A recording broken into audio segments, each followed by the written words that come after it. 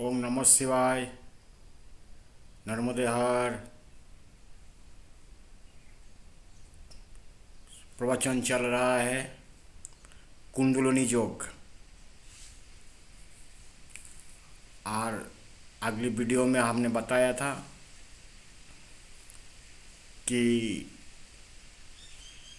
मूलाधार का वास मानव शरीर के अंदर कहाँ है। और इस मूलाधार जो मानव शरीर के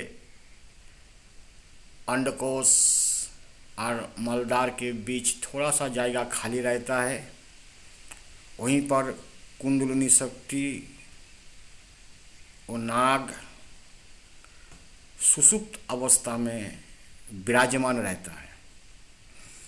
और हमारे मूल सारे क्रियाक्रम वहीं जाकर समाप्त हो जाते हैं रात में।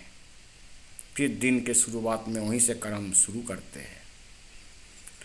इसलिए हमें जब मूलाधार किसी का एक्टिव रहता है, जागृत रहता है, तो उसमें काम, क्रोध, लोभ, राग, द्वेष, कपट, बेईमानी, चिंता, शोक आदि आदि जो है विचार बना उठता है उस मूलाधार चक्रों से।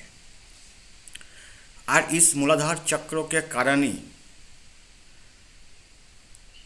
आदमी परेशान रहते हैं, उनके मन चंचल रहता है,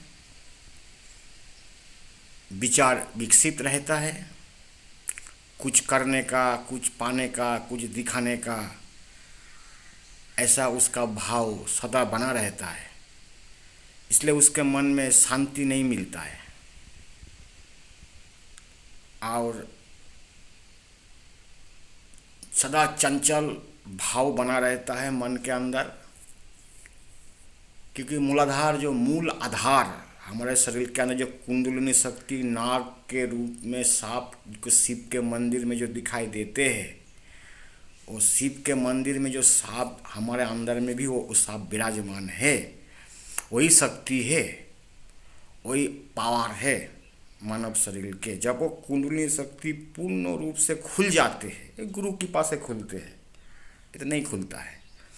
और खुल भी जाए तो हाँ, आदमी के व्यवहार, आदमी के विचार, आदमी के स्वभाव हर कुछ बदलते हुए दिखाई देता है।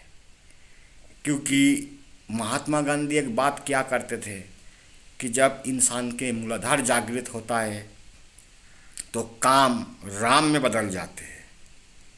काम का मतलब है गलत विचार, गलत चिंतन, गलत सोच, ये सारे चीज़ धीरे धीरे ख़त्म होने लगते हैं और राम में बदल जाते हैं। क्योंकि उसके मुंह से तब राम राम निकलने लगता है।